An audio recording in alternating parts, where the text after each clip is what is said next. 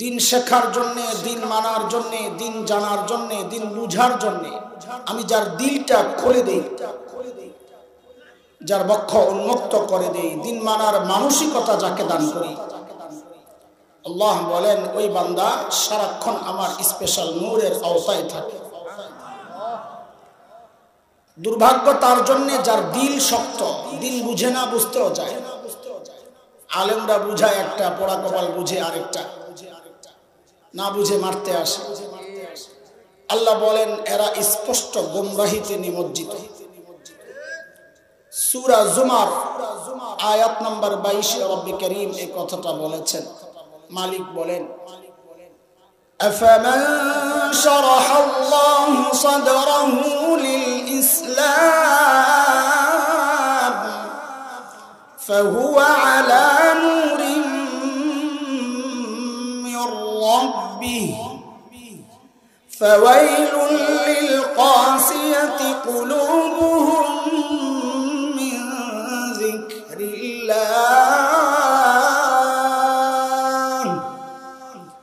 أولئك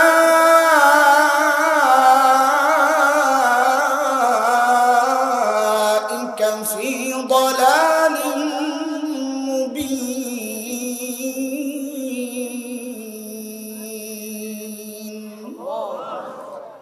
এই আয়াতের মধ্যে রব্বি করিম এই কথাগুলো বলেছেন। মুহতারাম হাজরিন, যে মহান মালিক এই নিয়ামত আমাদেরকে ধন্য করলেন, ওই মালিকের শুকরিয়া আদায় করি, জবান খুলে প্রাণ খুলে কালিমাতুশ শুকর উচ্চারণ করি আলহামদুলিল্লাহ। এতক্ষণ পর্যন্ত আপনারা একজন মুহাক্কিক, বুজুর্গ মুহাদ্দিস, আলিমের জবান থেকে অত্যন্ত দামি কথা শুনছিলেন। আমি মসজিদে ঘরে যখন অবস্থান করছিলাম তখন এই আলোচনাগুলো শুনছিলাম, আমার কানে আসতেছিল। তো বলতেছিলাম যে খুব খাস খাস কথা বলতেছেন, বাছা বাছা কথা, কিন্তু এগুলো শোনার লোক কোথায়? এখন তো মাহফিলে রংঢং ছাড়া বয়ান ভাল লাগে না, উল্টা পাল্টা টান ছাড়া বয়ান ভাল লাগে না, গজল, আজান, কেরাত এগুলা ছাড়া কিসের বয়ান? এগুলা যে যত বেশি বলতে পারে তার রেটও তত বেশি। এই সাদা সিধা হুজুরদের সাদা সিধা কথা, এইটা কে শুনতে বসে রয়েছে? এর সে রাস্তায় দাঁড়ায় দাঁড়া গল্প করা অনেক বেশি সওয়াবের কাজ, তাই না? মিয়া, হক্কানি আলেমের কথা শুনতে পারা এটার জন্য কপাল লাগে। সবার কপালে দামি কথা সবার কপালে জুটে না, দামি ওস্তাদ সবার কপালে জুটে না, হক্কানি পীর সবার কপালে জুটে। একটা ছোট্ট ঘটনা শোনায় আপনাদেরকে, কোরআনের ঘটনা। হযরত আদম আলাইহিস সালাতু ওয়াস সালামের দুই ছেলে ছিল, হাবিল আর কাবিল। নাম শুনছেন না? কাবিল বিয়ে শাদীর এক গন্ডগোলে, ওদিকে যাচ্ছে না, লম্বা হয়ে যাবে, নিজের ভাই হাবিলকে হত্যা করেছে। হত্যা করে চুপচাপ বসে আছে যে এখন কেমনে দাফন করবে। এর আগে জীবনে দাফন দেখে নাই, এই ফার্স্ট মৃত্যু। এর আগে তো কেউ মারা যায় নাই, দাফন করবে কেমনে? এখন বসে বসে চিন্তা করতেছে, লাশ আমি কি করবো? মুসিবতে বেড়ে গেছে কাবিল, লাশ কি করবো? তো আল্লাহ তাআলা কোরআন আল কারীমের সূরা মায়েদা এই ঘটনাটা এইভাবে বর্ণনা করেছেন। واتل عليهم نبأ ابني آدم بالحق إذ قربا قربانا فتقبل من أحدهما ولم يتقبل من الآخر قال لأقتلنك قال إنما يتقبل الله من المتقين لئن بسطت إلي يدك لتقتلني ما أنا بباسط يدي إليك لأقتلك إني أخاف الله رب العالمين লম্বা কিসসা আমি শোনাইতেছি না, মাইরা বসে দিছে, কি করবে? তো আল্লাহ তাআলা বলেন আমি একটা কৌয়া পাঠাইছি। কৌয়া কারে? কাক না। বলেন কি? কাক আর কৌয়ার মধ্যে পার্থক্য কি বুঝলেন? আমার খোঁচা দেওয়া উদ্দেশ্য তো কৌয়ার সে কাকটা, কাকের সে কৌয়া বললে খোঁচাটা একটু বেশি হয়। আল্লাহ বলতেছে فبعث الله غرابا يبحث في الأرض ليريه كيف يواري سوءة أخيه قال يا ويلتى أعجزت أن أكون مثل هذا الغراب فأواري سوءة أخي فأصبح من النادمين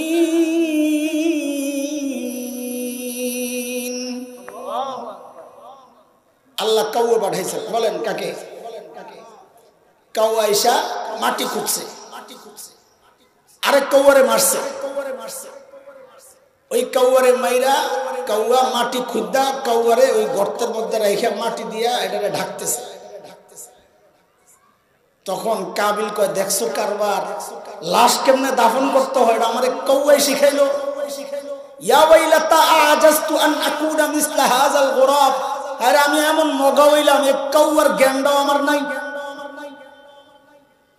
তো আল্লাহ কাবিলের ওস্তাদ বানাইছেন কারে? জোরে কোন? কাবিলের ওস্তাদ আল্লাহ কারে বানাইছেন? কেন কৌয়ারে কেন বানাইলেন? ওই সময়ে নবী আদম ছিলেন না?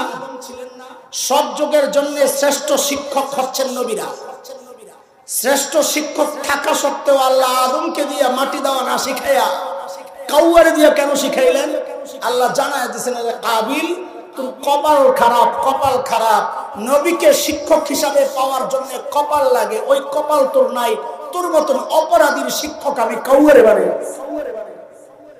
কাজী ভালো শিক্ষক পাওয়া, ভালো পীর পাওয়া, ভালো ইমাম পাওয়া, ভালো বক্তা পাওয়া, এর জন্য কপাল লাগে। আমি যদি ভুংবাং হই তো আল্লাহ আমারও একটা ভুংবাং বক্তাই মিলে।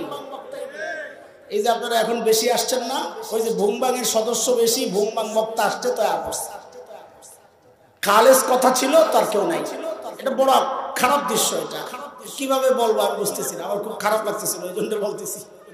আল্লাহ আমাদেরকে মাফ করেন, সহি বুঝ দান করেন। ভুংবাঙে দিয়ে যাবেন না, সহি কথা যে বলে ওগুলা শুনবেন, কাজে আসবে। কান মজা না পাইলেও দিল মজা পাবে। দিলের কথা দিল পর্যন্ত পৌঁছে, গলার কথা কান পর্যন্ত পৌঁছে। মনে রাখেন কথা। যাই হোক দোস্ত, আমি সূরা হাশরের একটা ছোট্ট আয়াত তিলাওয়াত করেছি। আল্লাহর কাছে তৌফিক চাই, যে উদ্দেশ্য নিয়ে আয়াতকে তেলাওয়াত করেছি আল্লাহ যেন ওই রকম কথাগুলো আমার থেকে বের করে দেন, যে কথাগুলোর দ্বারা আমার নিজের হেদায়েত এবং আপনাদের জন্য উপকারী হয়। আমিন বললেন না, বাড়ির যায় বললেন থাক, কিছু রাখেন স্টক। আমি দোয়া করলাম, আমিন বললে দোয়াটা কবুল হয়, হাদিসের কথা। আল্লাহ তাআলা যে আয়াতে আমাকে আপনাকে বড় মায়া করে ডাক দিয়েছেন, ইয়া আইয়ুহাল্লাযীনা আমানু, ও ঈমানদারেরা। এই ডাকটা মালিকের বড় মায়ার ডাক। আমাদের হযরত মুফতি শফি রহমাতুল্লাহি আলাইহি বলেছেন, আল্লাহ কোরআনে ঈমানদার বান্দাকে দুই ভাবে ডেকেছেন। এক হচ্ছে ইয়া আইয়ুহান নাস, আরেক হচ্ছে ইয়া আইয়ুহাল্লাযীনা আমানু। এক হলো ও মানুষ, আরেক হচ্ছে ও ঈমানদারেরা। হযরত মুফতি শফি রহমাতুল্লাহি আলাইহি বলেন, এই দুই ডাকের মধ্যে অনেক পার্থক্য আছে। বলে কি পার্থক্য? বলে আমরা আমাদের সন্তানদেরকে ডাকার ক্ষেত্রেও এই পার্থক্য করি। আমরাও আমাদের সন্তানদেরকে কখনো কখনো নাম ধরে ডাকি, ওই আব্দুল্লাহ। তো সন্তান বুঝে বাবা হয়তো রেগে আছেন, ডাকের নমুনা ভালো না। কিন্তু বাবা কখনো কখনো সন্তানকে ডাকেন, বাবা আর সন্তানের যে সম্পর্ক, ওই সম্পর্ক ধরে আব্বু। তখন সন্তান বুঝে বাবা আমাকে মায়া করে ডাক দিছে। রাগ করে কেউ আব্বু বলে ডাক দেয়? মুফতি শফি রহমাতুল্লাহি আলাইহি বলেন, আল্লাহ যেখানে ডেকেছেন ইয়া আইয়ুহান নাস, ও মানুষ, আল্লাহ যেন নাম ধরে ডাকলেন, হয়তো আল্লাহ রেগে আছেন, কিন্তু আল্লাহর সাথে বান্দার যে সম্পর্ক, ঈমানের সম্পর্ক, ওই সম্পর্ক ধরে ডাক দিয়ে যখন আল্লাহ বলেন ও ঈমানদারেরা, তখন বুঝে নেওয়া যে আল্লাহ তাআলা আমাকে আপনাকে বড় মায়া করে ডাক দিয়েছে। আমি যে আয়াত পড়েছি এই আয়াতে আল্লাহ মায়া করে ডাক দিয়ে কি বলছেন? ইয়া আইয়ুহাল্লাযীনা আমানুত্তাকুল্লাহ ওয়াল তানজুর নাফসুম মা কদ্দামাত লিগাদিন ওয়াত্তাকুল্লাহ।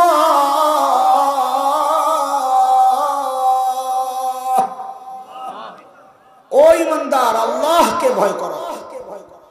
এক হুকুম, এই বিষয় নিয়ে আমি কথা বলতেছি না। দ্বিতীয় হুকুম আল্লাহ করছেন ওয়াল তানজুর নাফসুম মা কদ্দামাত লিগাদ।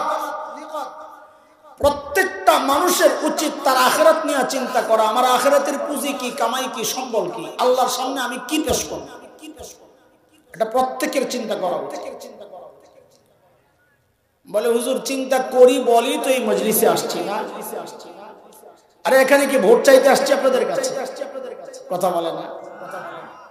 আপনারা কি জিলাপি খাইতে আসছেন না বয়ান শুনতে আসছেন? আখিরাত ঠিক করার জন্য, আখিরাত ঠিক করার জন্য, আখিরাতের জন্যই আসছি আমরা। কিন্তু দোস্ত, আমাদের আখিরাতের ফিকির, আখিরাতের প্রস্তুতি ঠিকঠাক চলছে কিনা, না ভেজাল আছে? কেমনে বুঝবো? তো আল্লাহ সুবহানাহু ওয়া তাআলা আমাদের উপর ইহসান আর দয়া করেছেন। দয়া হযরতে সাহাবায়ে কেরাম রিদওয়ানুল্লাহি আলাইহিম আজমাইন, তাদেরকে আল্লাহ তাআলা আমাদের নমুনা আর মডেল বানাইছেন যে আমার বান্দারা, তোমরা তোমাদের ঈমানকে সাহাবীদের ঈমানের সাথে মিলায়া দেখো।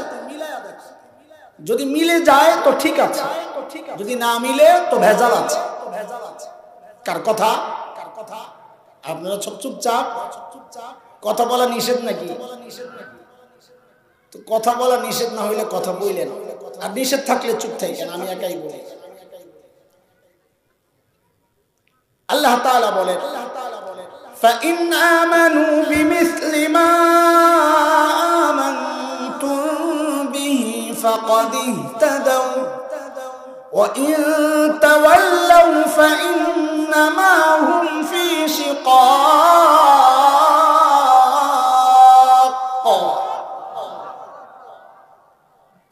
বলে তুমি তোমার তাকওয়াকে সাহাবীদের তাকওয়ার সাথে মিলায়া দেখো। বলে কেন মিলাবো? তো আল্লাহ যেন বলছেন কারণ সাহাবীদের তাকওয়ার পরীক্ষা আমি নিয়েছি, ওই পরীক্ষায় তারা পাস। তোমারটা মিললে তুমিও পাস। সাহাবী ছিলেন তো আপনারা না? নবী আলাইহিস সালামকে যারা ঈমান সহ দেখেছেন এবং ওই ঈমান নিয়ে আবার তারা মৃত্যুবরণ করেছেন, তারা হচ্ছেন সাহাবী। তারা হচ্ছেন আমাদের ঈমান, আমল আর তাকওয়ার মডেল, নমুনা বানাইছেন কে? হ্যাঁ, সাহাবীদের মতো আমাদের আমল হুবহু হবে না। যদি হইতো তো আল্লাহ তাআলা আমাকে আপনাকে এই যুগে না পাঠাইয়া নবী যুগে সাহাবীদের সময়ই পাঠাইতেন।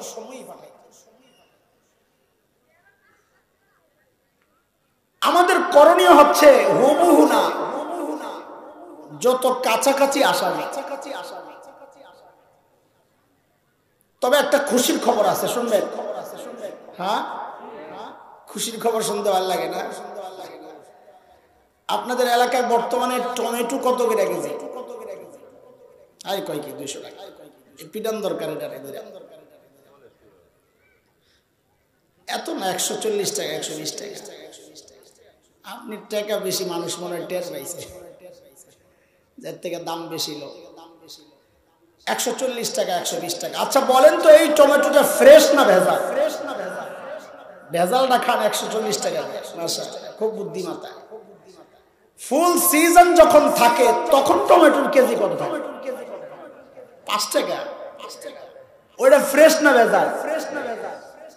অবস্থাটা দেখেন তো, ফ্রেশটা খান 5 টাকায়, ভেজালটা খান 100 টাকা। হইল? এমনটা কেন হয়েছে বলেন তো? সিজন ছাড়া। সিজন আর অফ সিজনের ব্যাপারটাই এমন। সিজনের জিনিস হয় ফ্রেশ, রেট হয় কম, কম না এটাই আসল রেট। অফ সিজনের জিনিস হয় ভেজাল, কিন্তু রেট হয়,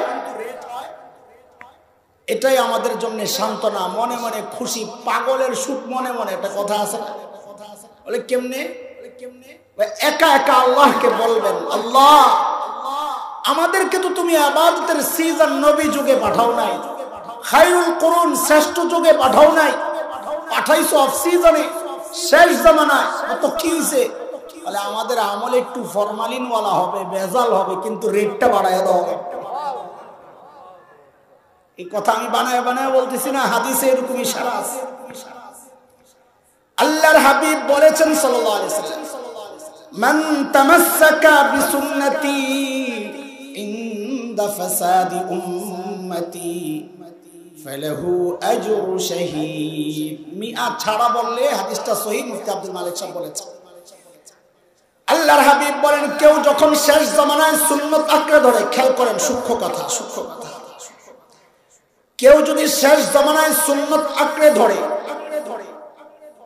আল্লাহ তাআলা তার আমলনামায় শাহাদাতের সওয়াব লেখা দেন। কি লেখা দেন? কি লেখা দেন? মর্যাদা বলে অনেকে, মর্যাদা না, এটা ঠিক না। শাহাদাতের মর্যাদা না, আজর মানে মর্যাদা না, আজর মানে সওয়াব।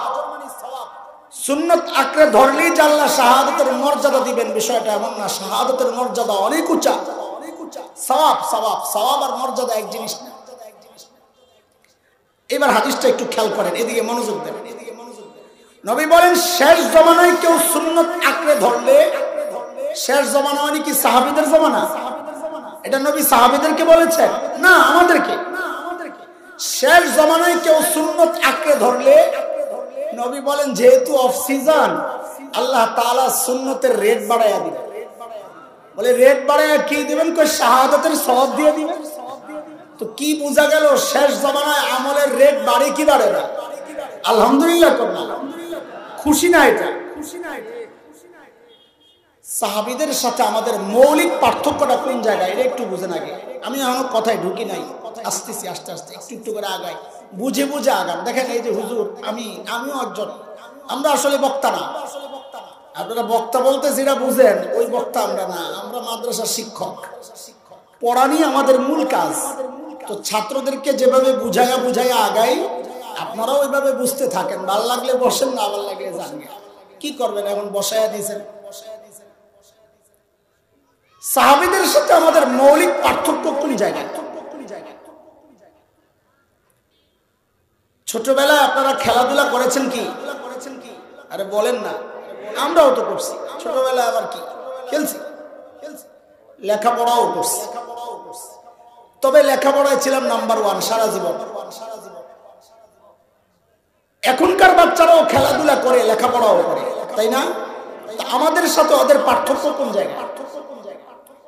পার্থক্য হচ্ছে আমরা লেখাপড়া করতাম, ফাঁকে ফাঁকে খেলাধুলা করতাম। আর এখনকার বাচ্চারা খেলাধুলা করে, ফাঁকে ফাঁকে লেখাপড়া করে। ঠিক সাহাবীদের সাথে আমাদের পার্থক্যের জায়গাটা এটা। সাহাবায়ে কেরামও দুনিয়ার কাজ করেছেন, আখিরাতের কাজও করেছেন। আমরাও দুনিয়ার কাজ করি, আখিরাতের কাজও করি। পার্থক্য কোথায়? পার্থক্য হচ্ছে সাহাবায়ে কেরাম আখিরাতের কাজ করতেন, ফাঁকে ফাঁকে দুনিয়ার কাজ। আর আমরা দুনিয়ার কাজ করি, ফাঁকে ফাঁকে আখিরাতের কাজ করি। বুঝে আসছে না কথা? বুঝতেছেন কথাবার্তা? আলহামদুলিল্লাহ। এই যে একটা দূরত্ব আর গ্যাপ, এটাকে কমাইতে হবে। বলে কমাইলে কি হবে? আমাদের বড়রা বলেন, মনে রেখো, এই কথা লিখে রাখো সোনার অক্ষরে, দুনিয়ার জিন্দেগিতে সাহাবীদের যত কাছাকাছি আসা যাবে, হাসরেও আল্লাহ সাহাবীদের তত কাছাকাছি আমাকে আপনাকে পৌঁছায় দেবে। চলে সাহাবীদের আখিরাতের প্রস্তুতি কেমন ছিল? সাহাবীদের আখিরাতের ফিকির, চিন্তা কেমন ছিল? ওইটা একটু শুনলে আমিও তাদের কাছাকাছি আসার একটা রাস্তা পেয়ে যাব, যে আসলে এমনটাই হওয়া দরকার। চলেন দেখে আসি। হযরত আবু বকর সিদ্দিক রাদিয়াল্লাহু আনহু যখন খলিফা, তো ওনার রাষ্ট্র পরিচালনার একটা সিস্টেম ছিল, দরবারে বিধবা নারীদের লিস্ট থাকতো। কেন? স্বেচ্ছায় যদি কেউ খিদমত করতে চায় ওই লিস্ট ধরে চলে যেত, এটা অনেক সওয়াবের কাজ। নবী আলাইহিস সালাম বলেছেন, যারা ইয়েতিম আর বিধবার দায়িত্ব নিবে ওই ব্যক্তি আর আমি জান্নাতে পাশাপাশি থাকবে। এটা এই সমাজের একটা কুৎসিত চেহারা, যে বহু মানুষ অন্য বিধবা নারীর দায়িত্ব নিবে থাক দূরের কথা, বহু পোড়া কপাল এমন আছে নিজের বিধবা মায়েরই খবর লয়। দুর্ভাগা, দুর্ভাগা। একদিন হযরত ওমর আসছেন রাদিয়াল্লাহু আনহু আবু বকরের দরবারে। কেন? বলে একটা বুড়ির নাম নিয়ে যায়, আমিও খেদমত করবো। চিন্তা করেন আখিরাতের ফিকির কিভাবে মাথায় ঢুকছে। ওমরের মতো মানুষ আসছে কোন বুড়ির খেদমত করবে লিস্ট নেওয়ার জন্য, নাম নেওয়ার জন্য। নাম তালাশ করে করে ওমর পায় না, একটা নাম পাইছে খালি এই নামের পাশে কারো নাম নাই। হযরত ওমর ওই নাম ধরে পরদিন সকালে ফজরের পর পর চলে গেছেন বুড়ির বাড়িতে। কখন একটু বলেন, বলেন আবার বলেন। কোন বিষয়ে দৃষ্টি আকর্ষণের জন্য এটা একটা কৌশল, প্রশ্ন করে নেওয়া অথবা বারবার বলা। হাদিসে কোরআনে আসছে। হযরত মুআজ রাদিয়াল্লাহু আনহু বলেন, আমি নবী আলাইহিস সালামের সাথে একই বাহনের মধ্যে ছিলাম। কুনতু রাদিফা। নবী আমাকে ডাকলেন, ইয়া মুআজ, ওই মুআজ। হযরত মুআজ বলেন, আমি সাড়া দিলাম, লাব্বাইকা ওয়া সা'দাইকা ইয়া রাসূলুল্লাহ, আমি হাজির। নবী আবারও ডাকলেন। হযরত মুআজ বলেন, আমি আবারও জবাব দিলাম। বলে নবী আবার ডাকলেন। হযরত মুআজ বলেন, আমি আবারও জবাব দিলাম। হযরত মুআজ বলেন, এই তোমরা ভেবো না আমি অনেক দূরে ছিলাম, নবী আমার জবাব শুনছেন না, এইজন্য বারবার ডাকছেন না। লাইসা বাইনি ওয়া বাইনাহু ইল্লা মুখারাতার রাহিল।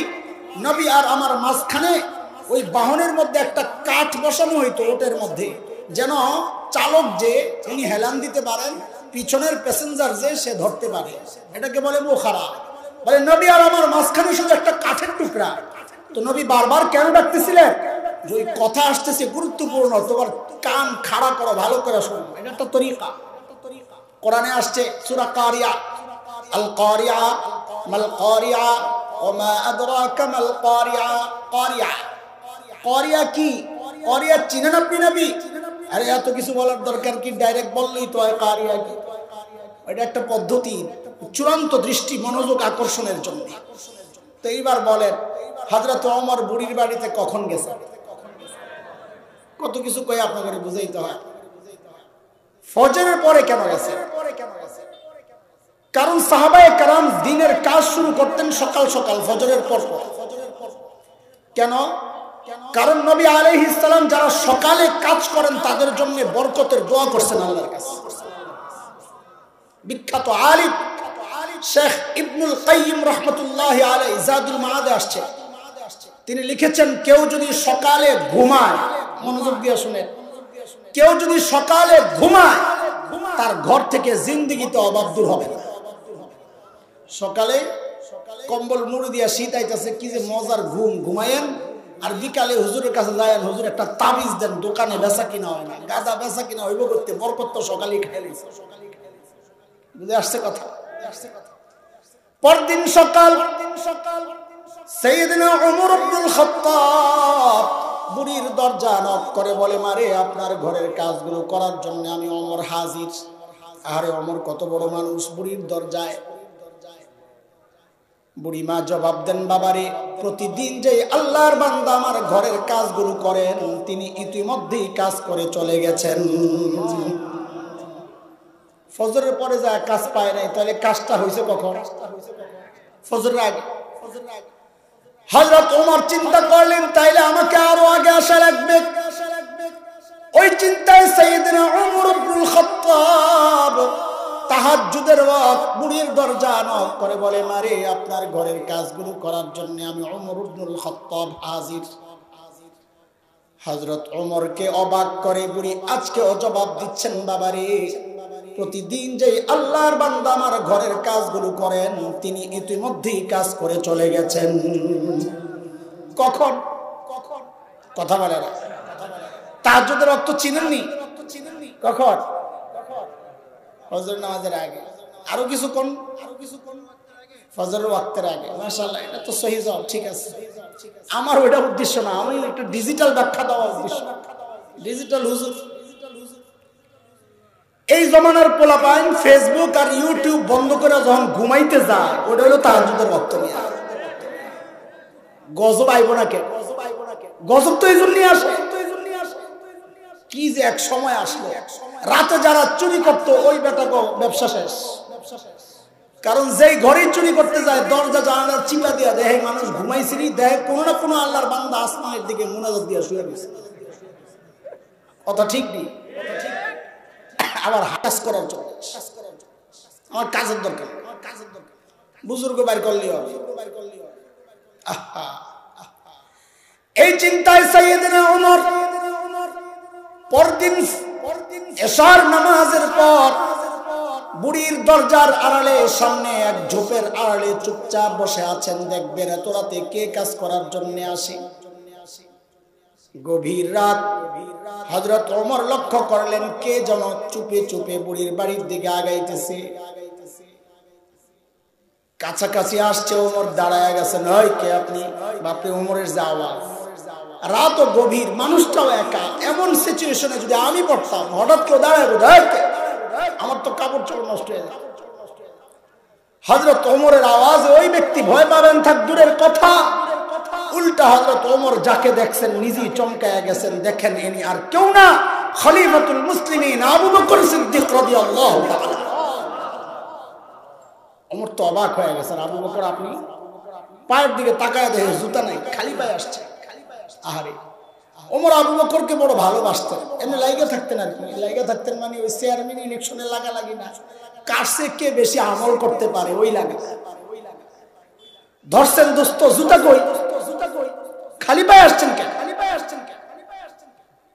আহা, সাইয়েদনা আবু বকর কি জবাব দেন? ওমর, জুতা পরলে চটচট আওয়াজ হয়, লোকে জেনে যায়, আমি তো আমার মালিক ছাড়া কাউকে জানাইতে চাই। ইখলাস কাকে বলে? অথচ আমরা কোনো আমল করে আশেপাশে তাকাই কেউ দেখলো কিনা, না দেখা পর্যন্ত আমলে তো মজাই লাগে।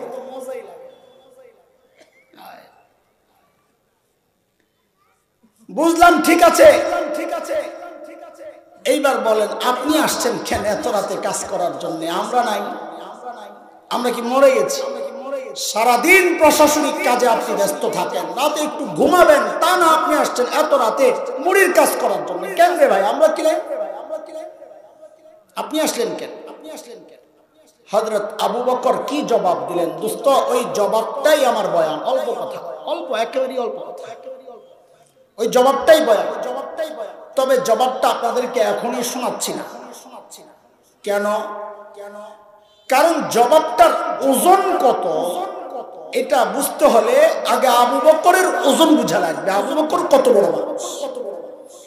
ব্যক্তির ওজন না বুঝলে কথার ওজন বুঝবেন না, কারণ ব্যক্তির ওজনের কারণে কথার ওজন ওঠানামা করে। যেমন আপনাদের পাশের বাজারে এক পরিচিত ভিক্ষু চেয়ে চেয়ে খায়। আপনাকে দেখেই বললো, কালকে একটু দেখা করো, তোমারে খুশি করে দেব। তা আপনি মনে মনে হাসবেন, নিজে ভিক্ষা করে খায় আবার আমারে খুশি করে। কিন্তু যদি একই কথা এলাকার এমপি সাহেব আপনাকে বলতেন, এই কালকে দেখা করো, খুশি করে দেব, তখনও কি মনে মনে হাসতেন না আশাবাদী হইতেন? কেন? কথা তো একটাই, কবে যে ব্যক্তির ওজন বেড়ে গেছে, কথারও ওজন বেড়ে গেছে।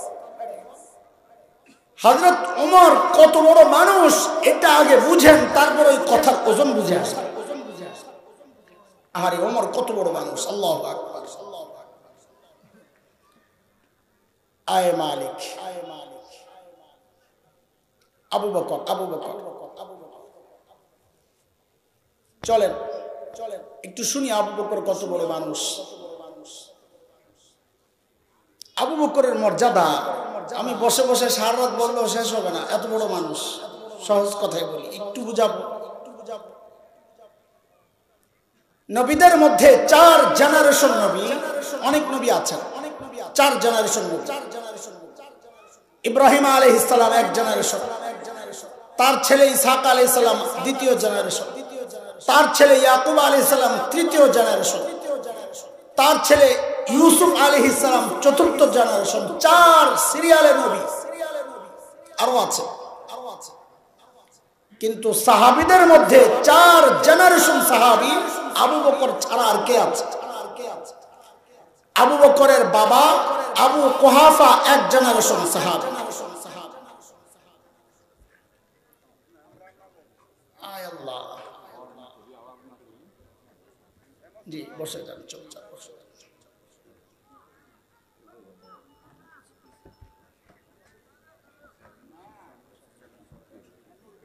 ঠিক আছে, হুজুর কই গেলেন? হুজুর চলে গেছে, বুঝছি। ঠিক আছে, শুনেন শুনেন। আবু বকরের বাবা আবু কুহাফা 1 জেনারেশন সাহাবী। আবু বকর নিজে সাহাবী, দ্বিতীয় জেনারেশন। আবু বকরের মেয়ে হযরতে আসমা সাহাবী, তৃতীয় জেনারেশন। হযরত আসমার ছেলে আব্দুল্লাহ ইবনে জুবাইর চতুর্থ জেনারেশন সাহাবী। আবু বকরের মর্যাদা। একদিন আম্মা জান আয়েশা রাদিয়াল্লাহু তাআলা আনহা মদিনার স্বচ্ছ পরিষ্কার আকাশের দিকে তাকায়া তাকায়া দেখেন যে লক্ষ লক্ষ নক্ষত্র দেখা যায়। মদিনার আকাশ তো আমাদের মতো মেঘাচ্ছন্ন আকাশ না, মেঘলা আকাশ না, কুয়াশাচ্ছন্ন আকাশ না, ক্লিয়ার পরিষ্কার। আম্মা জান লক্ষ্য করলেন লক্ষ লক্ষ নক্ষত্র দেখা যায়। আম্মা জানের মনে কৌতূহল, জিজ্ঞাসা। নবীকে জিজ্ঞেস করেন, ইয়া রাসূলুল্লাহ, আপনার উম্মতের মধ্যে এমন কেউ কি আছেন যার আমলের পরিমাণ ওই নক্ষত্রের চেয়েও বেশি? কেউ কি আছেন ইয়া রাসূল? আল্লাহর হাবিব বলেন, আয়েশা আছে একজন। কয়জন বলেন, কয়জন? আয়েশা আছে একজন। আম্মা জান তো মনে মনে খুশি, জানি তো একজনকে, আমার বাবা আবু বকরই তো হইব, আর কে হবে? বলে, জানলে আবার জিজ্ঞেস করছো কেন? জানোই তো, আবার জিজ্ঞেস করছো কেন? কারণ দুনিয়ার সব মেয়েদের এটা স্বভাব, সবাই চায় স্বামীর মুখ দিয়ে একটু বাবার বাড়ির প্রশংসা শুনতে। কথা ঠিক কিনা? একদিন খালি বদনাম করে দেখেন, আর 1 সপ্তাহ তরকারি মজা হবে না। এটা এই বিপদে খালি হাসান জামিল একা, আর সবাই ভালো আছে। কথা কর না যে খুব খুশি লাগতেছে, বেটি করে সাইজ করতেছি না। গাদা, তোমারে সাইজ করাইছে, তুমি চার পাও নাই কেন? কারণ তার মা বাবার প্রশংসা করলে তার ভালো লাগে, খুশি লাগে, বদনাম করলে কষ্ট লাগে। সন্তান হিসাবে এটাই তো হওয়ার কথা। অসভ্য তো আমি আর আপনি, যখন এই বউ আমার মা বাবার বদনাম আমার কানে ঢুকায়, আমার কষ্ট লাগে না, বরং বউয়ের কথায় যায় মা বাবার সাথে খারাপ আচরণ করতে। খারাপ তো আমি, বউ তো ঠিকই আছে। আল্লাহর হাবিব বলেন, আয়েশা আছে একজন। আম্মা জান তো আশা করতেছেন এখন আমার বাবার নাম উচ্চারিত হবে। নবী বলেন, আয়েশা, আমার যে উম্মতের আমল ওই নক্ষত্রের চেয়ে বেশি, সে হচ্ছে ওমর ইবনুল খাত্তাব। এখন আম্মা জানের অবস্থা কি বলেন? বেজার, মুখটা একদম মলিন হয়ে গেছে। কি আশা করলাম, নবী কি বললেন? আল্লাহর হাবিব তো আম্মা জানের চেহারা দেখেই বুঝছেন আয়েশার ভেতরে গন্ডগোল চলতেছে। স্বামী স্ত্রীর মধ্যে আল্লাহ তাআলা একটা স্বর্গীয় ভালোবাসা দিয়ে দিয়েছেন আল্লাহ তাআলা। বউ একটু মাইন্ড করলে জামাই টের পায়, জামাই একটু মাইন্ড করলে বউ টের পায়। কথা ঠিক কিনা? এটা ছাড়াও এমনিও সাধারণ মানুষ যে কেউ মন খারাপ হইলে এটা চেহারায় প্রকাশ পায়। ইংরেজিতে বলে face is the index of mind. মানুষের ভেতরে কি কাজ করে এটা তার চেহারায় প্রকাশ পায়। তা আল্লাহর নবী তো বুঝছেন যে আম্মা জানের ভেতরে গন্ডগোল চলতেছে। আল্লাহর হাবিব সান্ত্বনা দিচ্ছেন, আয়েশা, তুমি কি ভেবেছিলা তোমার বাবার নাম বলবো? হ্যাঁ, আরে আয়েশা, তুমি তোমার বাবাকে এর সাথে কেন মিলাও? তোমার বাবা আবু বকরের হিসাবটাই তো আলাদা। আমার গোটা উম্মতের আমল যদি এক পাল্লায় করা হয়, আর একা তোমার বাবা আবু বকরের আমল যদি আরেক পাল্লায় করা হয়, আয়েশা, তোমার বাবা আবু বকরের আমলের পাল্লা ভারী হয়ে যাবে। আবু বকরের মর্যাদা শোনাইতেছি আপনাদেরকে, মনে রাখেন কোত্থেকে আনছি, আবার হারায় যায়। আর একটা মর্যাদার দিক শুনেন, তারপর মূল কথায় যাবো ইনশাআল্লাহ। হযরত ওমর একদিন আসছেন আবু বকরের কাছে, এসে বলেন কি, দোস্ত আপনার সাথে একটা লেনদেন করতে চাই। তা আবু বকর বলেন, কি লেনদেন করতে চান বলেন না। তো ওমর বলে কি, আবু বকর আমি জিন্দেগিতে যত আমল করছি, যত আমল, আমার সারা জিন্দেগির সব আমল আপনাকে দিয়ে দিতে চাই। আবু বকর পড়ছেন ভালো চিন্তায়, কিরে ওমর এত ভালো মানুষ, সারা জিন্দেগি আমার সাথে আমল নিয়ে করলেন ঠেলা ঠেলি, আর এখন বলে সব আমল আমারে দিয়ে দিবেন। আরে এনে কোনো গাপলাস। আবু বকর মানুষ সরল সোজা, কিন্তু ব্যাকল্প, বুঝেন না এই কথা। যার সিনার মধ্যে কোরআনের ইলম হাদিসের ইলম, সে ব্যাকল হয় না, বোকা হয় না। মানুষ আলেমদেরকে ব্যাকল মনে করে, অনেক সাদা সিধা মানুষ। ও ভাই, যার সিনায় কোরআনের ইলম সে বেকুফ না। বেকুফ তো সে যার কাছে আসমানি ইলম নাই। সে সাইয়েদনা আবু বকর বোকা ছিলেন না, বড় চালাক, সচেতন, বিচক্ষণ। সূরা লাহাব যখন আবু বকরের বিচক্ষণতার একটু শুনালেন, আসছে যেহেতু লাইনে, সূরা লাহাব যখন নাজিল হয়, তো সূরা লাহাবের মধ্যে আবু লাহাব এবং তার বউ সম্পর্কে আসছে। আবু লাহাবের বউ নাম হলো উম্মে জামিল বিনতে হারব ইবনে উমাইয়া।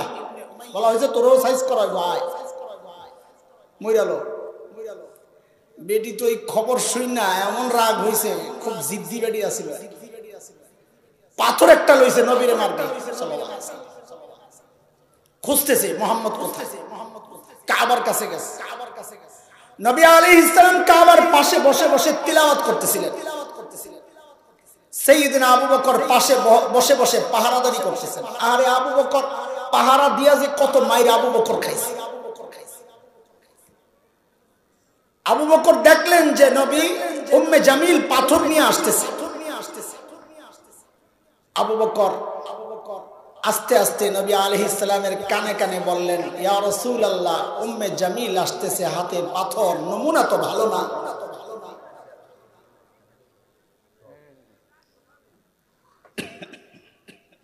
নিচে নবীকে মারবে, মনে আছে কথা আপনাদের? হ্যাঁ, লাইন ঠিক রাখেন, হারায় যায় না। নবী আলাইহিস সালাম তিলাওয়াত করতেছেন কাবার পাশে বসে বসে। আবু বকর দেখছে উম্মে জামিল আসতেছে, কানে কানে বলতেছেন, ইয়া রাসূলুল্লাহ, উম্মে জামিল আসতেছে, নমুনা ভালো না, হাতে পাথর। নবী সান্ত্বনা দিচ্ছেন, আবু বকর টেনশন করেন না, উম্মে জামিল আসতে দেন, আসতে দেন, একে আসতে দেন। আয়েশা আমারে দেখবি না, খুঁজেই পাবে না। কেন? এটা নবী আলাইহিস সালামের জন্য একটা মুজিজা, অলৌকিক বিষয়। আল্লাহ আগেই জানায় রাখছেন, সূরা বনী ইসরাইল আয়াত 45, فإذا قرأت القرآن جعلنا بينك وبين الذين لا يؤمنون بالآخرة حجابا مستورا। নবী আপনি যখন তিলাওয়াত করবেন, আপনার আর বেঈমানদের মাঝখানে আমি নিরাপত্তা চাদর দিয়ে দিব, যেন তারা আপনাকে দেখতেই পারবে না। ঠিকই উম্মে জামিল আসছে, আয়েশা খালি খুঁজে। আবু বকর তো বুঝছে উম্মে জামিল তো দেখে না। জিজ্ঞেস করছে, আয় মোল্লা, তোর দোস্ত কই? তখন তার মোল্লা কয় নাই, যা কইছে সময়ের শব্দ দিয়ে আমি তরজমা করলাম আর কি। আয় মোল্লা, তোমার বন্ধু কই? মুহাম্মদ কই?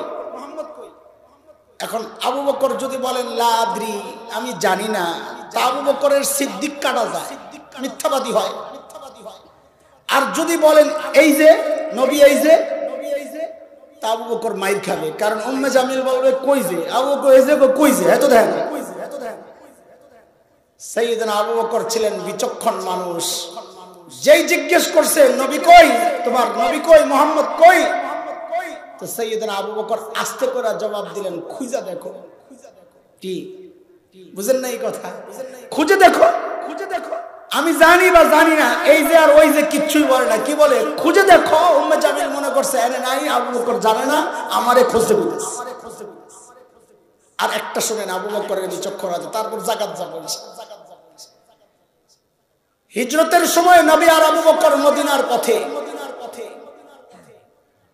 পুরস্কার ঘোষণা হয়েছে, ধরতে পারলে 100 ওট। চারদিকের মানুষ ছড়াইয়া গেছে ধরার জন্য, যদি লাইগা যায়। বহুদূর পর্যন্ত খবর ছড়াইয়া গেছে, যারা নবীও চিনে না আবু বকরও চিনে না, খালি চিনে দুইজন আসতেছে, ধরলি 100 ওট। এক এলাকায় যায় নবী আর আবু বকর ধরা পড়ছেন এক কাফেলার হাতে। সাইয়েদনা আবু বকর সামনে, নবী পেছনে। আবু বকরের লোকেরা ধৈরাই বলে, মাম্মা, তোমার সাথের এই লোককে, এই লোককে। এখন আবু বকর যদি বলে লা আরিফ, আমি চিনি না, আবু বকরের সিদ্দিক কাটা যায়, আবু বকর মিথ্যাবাদী প্রমাণিত। আর যদি বলেন ইনি আমার নবী, তো নবীর মাথা কাটা যায়, নবী শেষ হয়ে যায়। আবু বকর বড় চালাক, যে জিজ্ঞেস করছে তোমার সাথে এই লোককে, আবু বকর আস্তে করে জবাব দিলেন, হাযার রাজুল ইয়াহদিনি, এই লোকটা আমারে রাস্তা দেখায়। আল্লাহু আকবার তো বলছেন আসলে না বুঝা, কিন্তু এবার বুঝা বইলেন ভালো করে। পাবলিক মনে করছে আবু বকর রাস্তা চিনে না, নবী পেছন থেকে খালি বলে ডাইনে বামে সোজা, ডাইনে বামে সোজা। আসলে আবু বকরের নিয়ত ওইটা না, আবু বকরের নিয়ত আরেকটা, হাযার রাজুল ইয়াহদিনি ইলাল জান্নাহ। এটা গোপন রাখছে কথা, যে এই লোকটা আমারে জান্নাতের রাস্তা দেখায়। আবু বকর মানুষ কি ছিলেন না, ভুলে গেছে। সাইয়েদনা ওমর যখন বললেন, আবু বকর, আমার সারা জিন্দেগির আমল আপনাকে দিয়া দিতে চাই। হযরত আবু বকর জিজ্ঞেস করলেন, ওমর বুঝলাম সব দিয়া দিবেন, কিন্তু একটু ছোট্ট করে বলেন না আমার কি দেওয়া লাগবে। ফিরি তো না, বুঝি তো না। ওমর বলেন, আবু বকর বেশি কিছু চাই না, বেশি কিছু চাই না। আবু বকর ওই যে হিজরতের সময় নবীর সাথে 3 দিন যে সাউর গুহায় লুকায়া ছিলেন, ও আবু বকর ওই 3 দিনের আমল আমারে দিয়ে দিবেন, বিনিময়ে আমি আমার সারা জিন্দেগির আমল আপনাকে দিয়ে দিব। কয়দিন মাত্র, বলেন না? 3 দিন। আর ওমরের মিলল হিসাব মিলল। তাইলে বুঝা গেল এখানে কোনো ঘুমর আছে, তাই না? এই 3 দিনে কোনো সাইয়েদনা ওমর কি বুঝলেন ঘুমর? ওই ঘুমর একটু জানা দরকার নেই আপনার। হ্যাঁ মাশাআল্লাহ, হায় চলেন তাহলে গোমর জানতে হইলে সাউর গুহায় একটু ঢুকা লাগবে, ঢুকবেন না? চলেন যাই। আচ্ছা গুহায় ঢুকার আগে গুহার মুখটারে আগে একটু বন্ধ করি, চলেন। বলেন তো আপনাদের এখন ওয়াজের পরীক্ষা হবে, আপনারা ওয়াজ মনে রাখেন কিনা দেখি, খালি ভুলে যান। বলেন তো গুহার মুখের মধ্যে কে কে বাসা বানাইছিল? কবুতর আর মাকড়সা। এই তো ওয়াজ মনে আছে মাশাআল্লাহ। এইবার আস্তে করে বইলালাম বাকিটা। কবুতরের ডিম পারছিল কয়টা? 2টা মাশাআল্লাহ। আর কোনো মতামত আসেনি? কোন মুরব্বী ভাবতেছেন হুজুর নবী আলাইহিস সালামের সাথে সংশ্লিষ্ট একটা গল্প নিয়ে আপনি তামাশা করতেছেন। হ্যাঁ হ্যাঁ হ্যাঁ হ্যাঁ বাবা, আমি তামাশা করতেছি। কেন? কারণ মুহাদ্দিসরা বলেছেন কবুতরের গল্পটা পুরাই জাল, বানোয়াট, মিথ্যা কথা। আমরা বসে বসে ডিম গড়ি, কবুতরের কোনো বিষয় ছিল না। আপনাদের দোষ নাই, এ দোষ আমাদের। আপনাদেরকে মজা দেওয়ার জন্যই বানায়া বানায়া গল্প তো আমরাই বলছি, আপনি তো বলেন আমার দোষ। হ্যাঁ মাকড়সার জালের ব্যাপারটা আছে, তবে এটাও বর্ণনায় দুর্বল। যেহেতু কারো ফজিলত বর্ণনার ক্ষেত্রে দুর্বল বর্ণনা আনা যায়, সেজন্য আমি এই বর্ণনা দিয়ে কিছু কথা বলতে চাই। এইবার আসেন আসল কথা। গুহার ভেতরে নবী আর আবু বকর, খুব সূক্ষ্ম কথা, মনোযোগ দিয়ে শোনেন। গুহার ভেতরে কে? কথা বলেন। নবী আর আবু বকর। আল্লাহ তাআলা যদি চাইতেন গুহার মুখটাকে পাথর দিয়া সুন্দর করে প্যাকেট করে একদম ইনটেক, কেউ বুঝবে না এখানে গুহা ছিল, এইরকম বানায়া গুহার ভেতরটারে জান্নাতের টুকরা বানায়া দিতে পারতেন কি পারতেন? পারতেন। তা না কইরা আল্লাহ গুহার মুখের মধ্যে একটা মাকড়সার জাল বুনে দিলেন। কেন? মাকড়সার জাল যে অনেক শক্তিশালী, কাফেররা ওইটা ছিন্ন করে ছেদ করে ভিতরে ঢুকতে পারবে না, তাই না? কথা বলেন না পাতলা? কত পাতলা? মাকড়সার জাল কত হালকা। কোরআনে আসছে সূরা আনকাবুত, মাকড়সার নামে একটা সূরা আছে কোরআন শরীফে। ওই সূরায় আল্লাহ তাআলা বলেন, ওয়া ইন্না আহওয়ানাল বুয়ুতি লাবাইতুল আনকাবুত। জগতের মধ্যে সবচেয়ে দুর্বল ঘরের নাম হচ্ছে মাকড়সার ঘর। এই দুর্বল ঘর দিয়ে আল্লাহ নবী আর আবু বকরের নিরাপত্তার ব্যবস্থা কেন করলেন? প্রশ্ন জাগে। মুহাক্কিকিনরা লেখেন, বাহ কি সুন্দর কথা। আল্লাহ তাআলা বান্দাদেরকে জানায়া দিয়েছেন, আরে আমার বান্দা দেখো দেখো, আমি যদি আমার দ্বীনকে বাঁচাতে চাই তো আমার ট্যাঙ্ক কামান আর সাবমেরিন আর বোমারু বিমান আর পারমাণবিক অস্ত্র লাগে না, লাখো সৈন্য লাগে না। আমি আমার দ্বীনকে বাঁচাতে চাইলে ওই মাকড়সার জাল দিয়ে এই দ্বীন বাঁচাই দিতে। কিন্তু দরকার আবু বকরের ঈমান। কার ঈমান? ঈমান মজবুত করা দুনিয়ার কোন শক্তি তোমারে পরাজিত করতে পারবে না। কেন? কারণ ঈমানদারের দোস্ত কে? ঈমানদারের বন্ধু কে? যার বন্ধু আল্লাহ, তাকে পরাজিত করে এমন শক্তি দুনিয়ার কেউ। শেখ ওমর মুখতার রহমতুল্লাহি আলাইহি, লিবিয়ার বিখ্যাত বীর।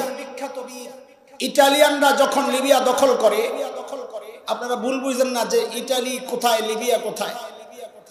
ইটালি তো ইউরোপে এসে ভূমধ্যসাগরের ওই পাশে, লিবিয়া তো সেই আফ্রিকা, আরব আফ্রিকা এই কোনায়, এত দূর থেকে।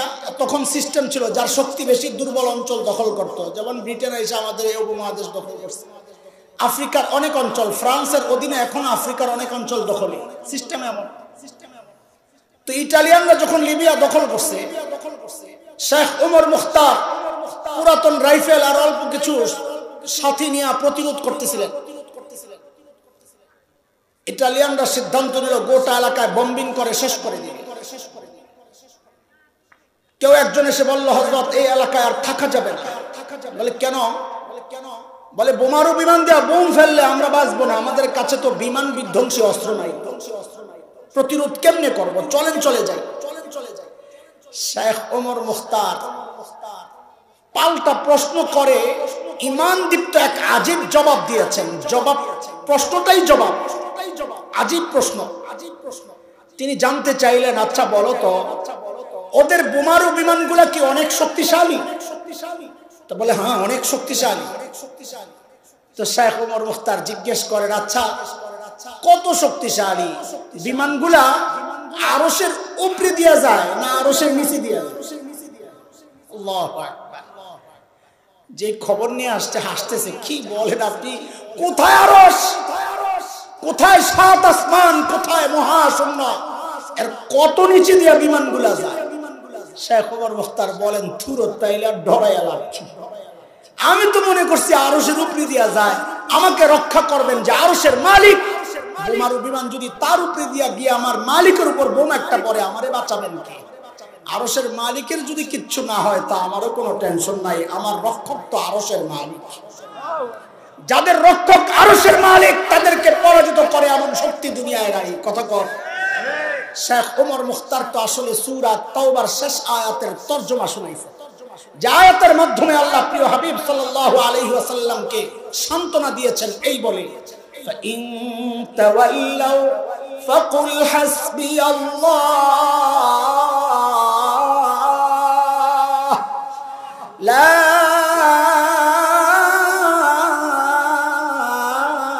إله إلا هو عليه توكلت وهو رب العرش العظيم।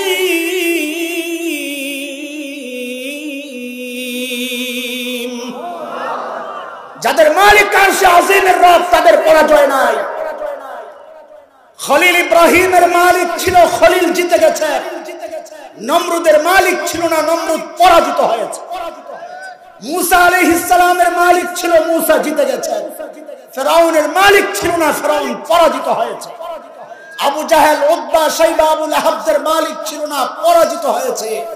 বিলাল হাবশি গোলাম, দুনিয়ায় কোনো ইজ্জত সম্মান দিত না ইসলামের আগে, সেই বিলালে হাবশিরা জিতে গেছেন, কারণ তাদের মালিক ছিল।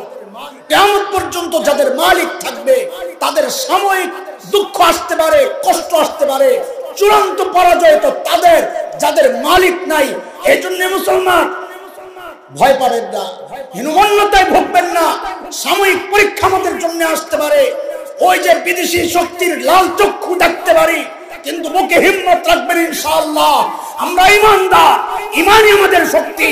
অস্ত্র দিয়ে মুসলমান জয়ী হয় না, মুসলমান জয়ী হয়েছে ইতিহাস ইমানই শক্তি দিয়া। খোদার কসম, আমেরিকা হোক আর ভারত হোক, চীন হোক আর রাশিয়া হোক, ইমান যদি ঠিক থাকে আমাদের অস্তিত্ব শেষ করার ক্ষমতা কারো নাই, ক্ষমতা কারো নাই।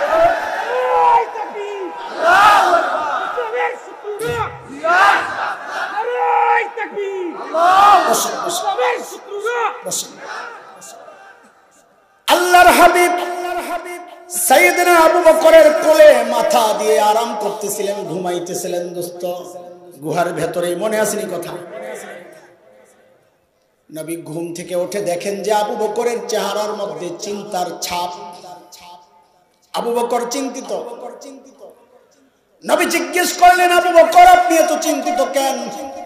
ও দোস্ত, এটা একটু বুঝানেন, আবু বকরের চিন্তা কার জন্য, নিজের জন্য না নবীর জন্য?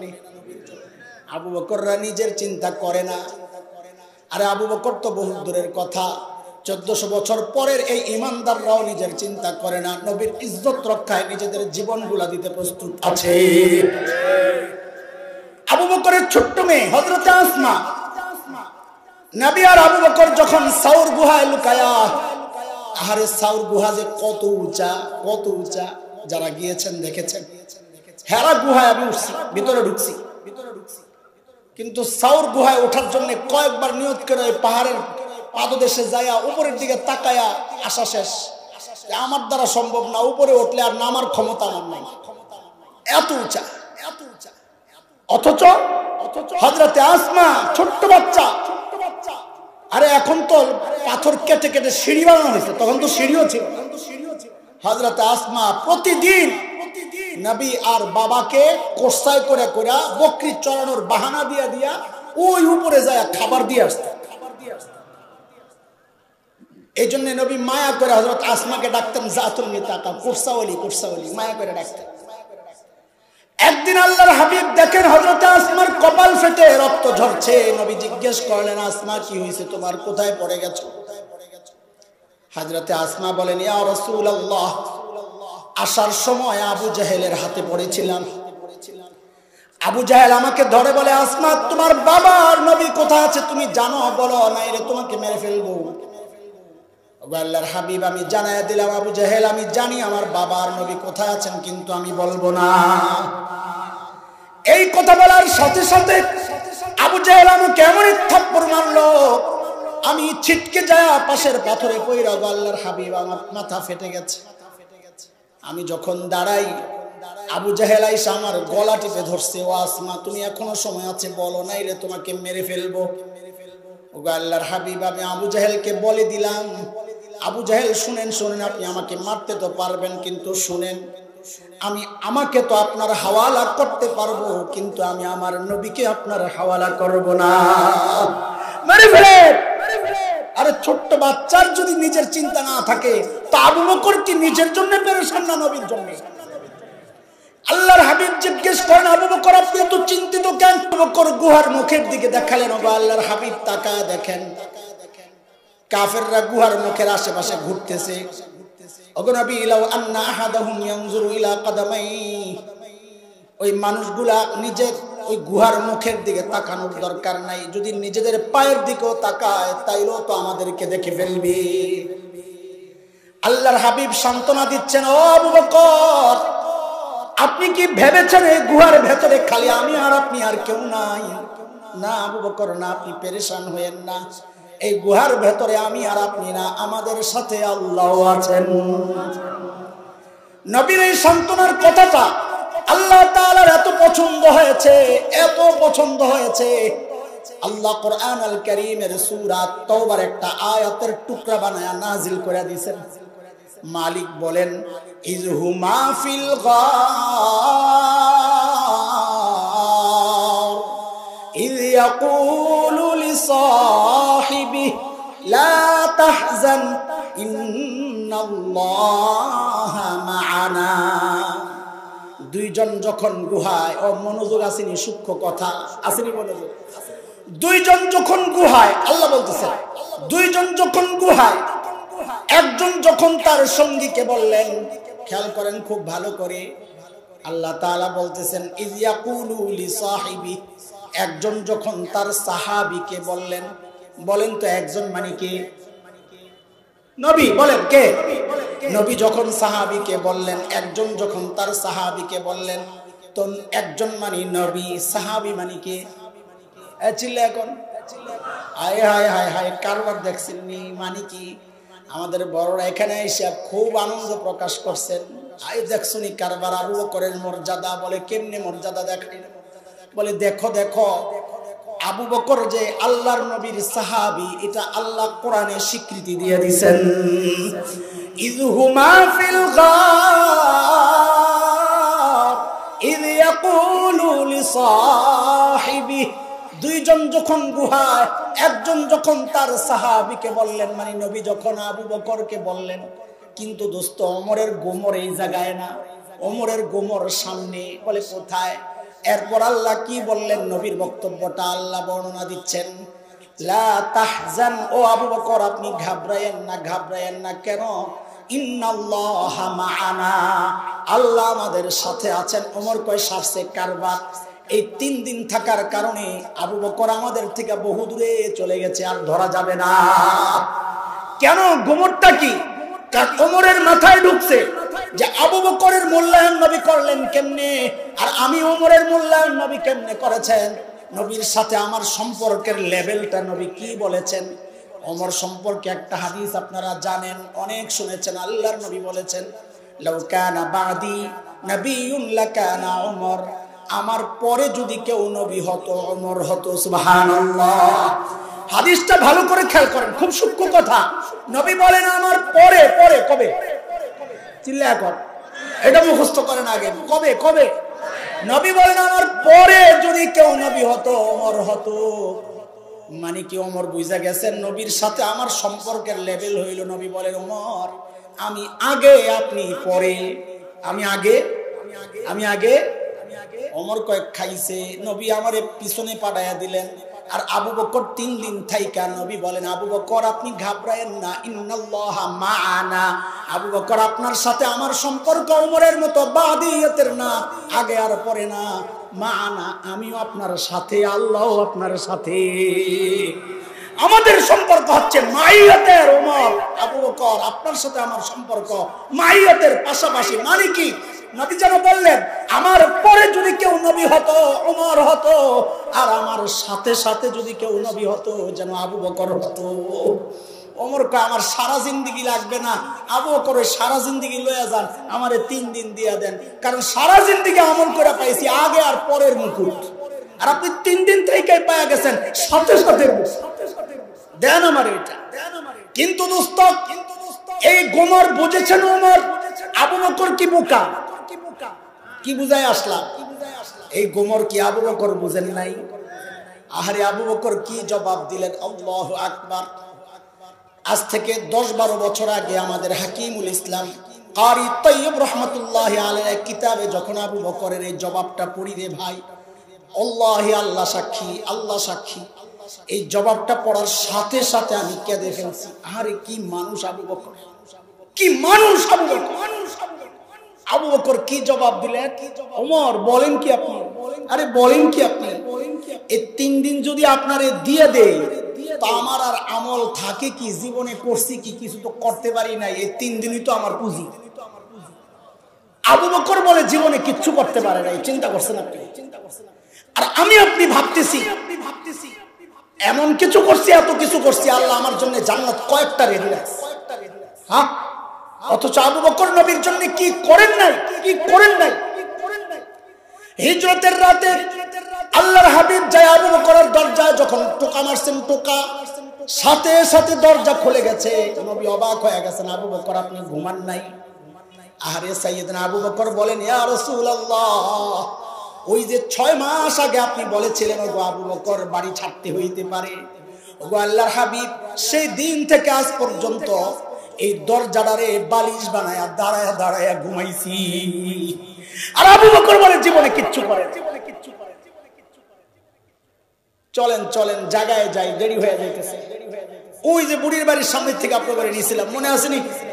পরে যারা আসছে ওনারা তো আগা মাথা পাইব না, ঠিক আছে যেটুক পায় মাথা পাইলেই হইল। হযরত ওমর যখন বললেন আবু বকর এই গভীর রাতে আপনি কেন আসছেন কাজ করার জন্য? আবু বকর এই কাজগুলো আমাদেরকে দিলে কি হতো না? তো আবু বকর কি জবাব দিলেন? আহারে ভাই আমার, আমি বলেছিলাম আবু বকরের জবাবটা এত বেশি মারাত্মক কিছু না। আমি আপনি এই জবাব দিলে এত আকর্ষণের ব্যাপার ছিল না, কিন্তু জবাবটা কার? আবু বকরের। ওজন যত বেশি কথার ওজনও তত বেশি। মনে আছে কথা? মানুষের ওজন যত বাড়তে থাকে তার কথার ওজন বাড়তে থাকে। আবু বকর আস্তে করে বললেন কি জানেন? আহারে কি মানুষ আবু বকর। হ্যাঁ ভাই ওমর, এই কাজগুলো আপনাদেরকে দিলেও পারি, হ্যাঁ এই কাজগুলো আপনাদেরকে দিলেও পারি, কিন্তু বাইরে আপনারাই খালি আখিরাতের কামাই করবেন, আমি কি আমার আখিরাত কামাই করব না? আবু বকরের নাকি এখনো আখিরাতের কামাইয়ে বাকি রয়েছে। আখিরাতের ফিকির কলিজায় কিভাবে ঢুকছে চিন্তা করে। গভীর রাতে যায় খলিফাতুল মুসলিমিন রাষ্ট্রপ্রধান বুড়ির কাজ করার জন্য। ওমর কত বড় মানুষ, এক হাদিস তো শুনাইলাম, নবী বলেছেন আমার পরে নবী হলে ওমর হতো, এটাও কম মর্যাদা না। এক হাদিসে ওমর সম্পর্কে নবী বলেছেন ওমরু ফিল জান্নাহ, ওমর জান্নাতি। আমি আর আপনি হকের উপর চললে বলা হয় লোকটা হকপন্থী, তাই না? ওমর সম্পর্কে নবী বলেছেন উল্টা কথা। কি বলেছেন? দারাল হাক্কু হাইসু দারা, ওমর যেদিকে যায় হক তার পেছনে পেছনে যায়। মানে ওমর হকপন্থী না, বরং হক ওমরপন্থী। নবী বলেছেন ওমর সম্পর্কে, ওমর যে রাস্তা দিয়ে চলে ওই রাস্তায় আর শয়তান থাকে না, অন্য রাস্তায় জায়গা বয়ে আইতেছে আমার জন। জান্নাতে নবী যখন ভ্রমণে গেলেন মেরাজের সময়, তো হযরত ওমরের বাড়িটা দেখছেন জান্নাতে। দুনিয়া এসে নবী আনন্দ উচ্ছ্বাস প্রকাশ করতেছেন, আহারে ওমরের বাড়িটা দেখছি, কি যে সুন্দর বাড়ি, কি যে সুন্দর বাড়ি। আমার মন চাইছিল একটু বাড়িটার ভেতরে ঢুকি, না জানি ভেতরটা কত সুন্দর, কিন্তু ঢুকি নাই। কেন? বাপরে ওমরের যে গায়রত, ওমরের যে প্রেস্টিজ, যে আত্মমর্যাদা বোধ, ওমর যদি মাইন্ড করে এই জন্য ঢুকি। কারণ কারো ঘরে তো অনুমতি ছাড়া ঢুকা যায় না, এটা কোরআনের নির্দেশ। সূরা নূরে আসছে ইয়া আইয়ুহাল্লাযীনা আমানু লা তাদখুলু বুয়ুতান গায়রা বুয়ুতিকুম হাত্তা তাস্তানিসু ওয়া তুসাল্লিমু আলা আহলিহা। কারো ঘরে অনুমতি ছাড়া ঢুকা যায় না। নবী বলেন এই জন্য আমি ওমরের ঘরে ঢুকি নাই। মুফতি তাকি উসমানী দামাত বারাকাতুহুল আলিয়া লেখেন, নবীর এই কথা শুই না হযরত ওমর হাউমাউ করে কান্না শুরু করছেন বাচ্চাদের মতো। বলতেছিলেন আবিকা ইয়া রাসূলুল্লাহ, আপনার সাথেও আমার আত্মমর্যাদা বোধ, আপনার সাথেও আত্মমর্যাদা বোধ, কেন একটু ঢুকলেন না ইয়া রাসূলুল্লাহ, কেন একটু ঢুকলেন? সেই ওমর আখিরাতের ভয় কলিজায় কিভাবে ঢুকছে? মৃত্যু যন্ত্রণায় কাতরাচ্ছেন, জীবন সায়ান্নে হযরত ওমর। এত বড় মানুষ ওমর। আবু লুলু এক মাজুসির ছেলে, অগ্নি পূজারী, তার ছেলে আবু লুলু বিষাক্ত খঞ্জর দিয়া ফজরের নামাজের সময় হযরত ওমরের পেটের মধ্যে যখন চালায়, হযরত ওমরের নাড়ি বুড়ি বের হয়ে গেছে। কাপড় দিয়া পেঁচায় হযরত ওমরকে শোয়া দেওয়া হয়েছে। হযরত ওমর বেহুশ, একজনের কোলে মাথা, একটু হুশ ফিরছে তো নামাজের খবর নিছেন। প্রথমে দরজার দিকে তাকায় দেখেন এক যুবক দাঁড়ায় আছে, তার কাপড় টাকনুর নিচে। ওমর দিনের ব্যাপারে কতটা সিরিয়াস, নিজের এই অবস্থা, তারপরও ডাক দিচ্ছেন ওই কাপড় টাকনুর উপরে ওঠা। এরপর কি করলেন হযরত ওমর? এরপর কি করলেন এটা শোনার সময় মাথায় রেখেন ওমর কে, কত বড় মানুষ, নবী তার সম্পর্কে কি বলেছে এটা মাথায় রেখে।